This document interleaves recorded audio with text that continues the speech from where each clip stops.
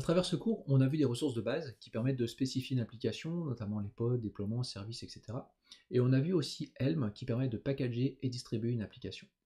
Pour aller plus loin et déployer l'application dans un contexte de production, il y a par contre différentes choses qu'il va falloir prendre en compte. C'est ce qu'on va voir ici. Tout d'abord, il va falloir enrichir les spécifications des pods, notamment en définissant des propriétés supplémentaires, comme la propriété ressources qui permet à la fois de spécifier les besoins en termes de RAM et CPU et de mettre des limites d'utilisation. On pourra aussi définir des readiness probes et liveness probes qui permettent respectivement à Kubernetes de savoir quand une application est prête à recevoir du trafic et quand elle nécessite d'être redémarrée. Au niveau sécurité, il faudra utiliser un security context. Ça permettra de contrôler les privilèges d'accès, les capacités, etc. pour les containers qui s'exécutent à l'intérieur du pod. Il faudra également augmenter le nombre de réplicas des pods de chaque microservice. Ça permet d'avoir une haute disponibilité de l'application, en faisant en sorte que si un pod tombe, il y en a d'autres qui seront capables de traiter les requêtes du microservice en question. Ensuite, c'est important de prendre en compte l'utilisation de namespace pour segmenter les différentes applications qui tournent dans le cluster. Un namespace, ça offre une isolation logique, et pour séparer les applications qui s'exécutent dans des namespaces distincts, on peut associer des ressources telles que... Ensuite, c'est important de prendre en compte l'utilisation de...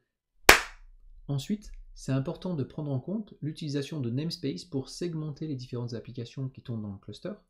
Un namespace, ça offre une isolation logique, et pour séparer les applications qui s'exécutent dans des namespaces différents, on peut associer des ressources comme les ressources quota, limit range et network policy à ces namespaces.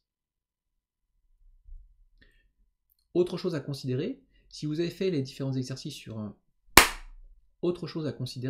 vous avez fait les différents exercices sur un cluster local, mais si vous voulez déployer une application dans un contexte de production, il faudra un cluster hautement disponible. Il y a différentes solutions pour mettre en place un cluster de production. On peut utiliser un cluster managé, c'est-à-dire un cluster géré par un cloud provider, comme AWS, Google, DigitalOcean, Exoscale, Scaleway et autres. Ce sont des solutions qui sont très utilisées. Sinon, on peut utiliser d'autres solutions pour mettre en place un cluster de production sans qu'il soit managé par un cloud provider.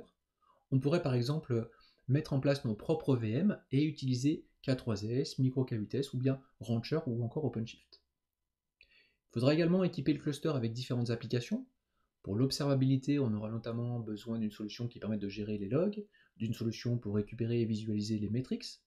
C'est souvent nécessaire d'installer aussi d'autres applications qui permettent de gérer des points particuliers qui ne sont pas gérés par Kubernetes par défaut.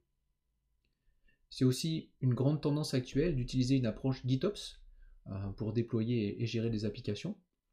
Pour ça, il faudra installer des outils comme Argo CD ou Flux CD qui sont les références dans cette catégorie. Voilà un peu dans les grandes lignes les étapes suivantes qu'il faudra faire pour déployer la Botting App ou d'autres applications dans un contexte de production.